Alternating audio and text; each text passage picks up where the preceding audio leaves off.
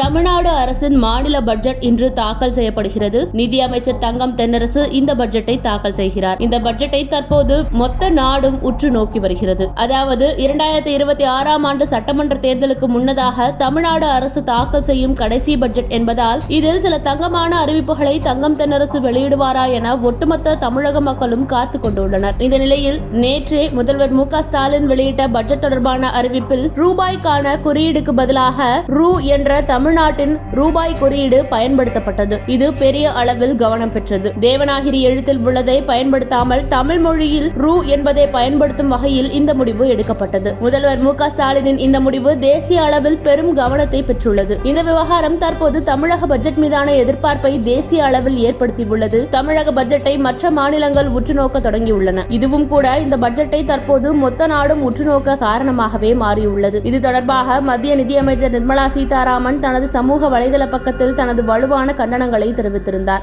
ஒரு தமிழன் வடிவமைத்த ரூபாய்க்கான குறியீட்டையே திமுக அரசு மறுத்து தங்களது குறியீடையே முன்னிலைப்படுத்தியுள்ளது என கண்டனங்களை தெரிவித்திருந்தார். இது தொடர்பாக அவர் கூறியதாவது: மாநில பட்ஜெட் ஆவணங்களில் இந்திய ரூபாய்க்கென இருந்த அந்த குறியீடை தேசிய சின்னத்தை நீக்குவது அரசியலமைப்பின் கீழ் மக்கள் பிரதிநிதிகள் எடுக்கும் உறுதிமொழிக்கு எதிரானதாகும். பிராந்திய பெருமை என்ற போர்வையில் பிரிவினைவாத உணர்வை பரப்பும் ஆபத்தான மனநிலையை குறிக்கிறது. மொழி மற்றும் பிராந்திய பேரினவாதத்திற்கு உதாரணமாக இது உள்ளது என மத்திய நிதியமைச்சர் நிர்மலா சீதாராமன் தெரிவித்திருந்தார்.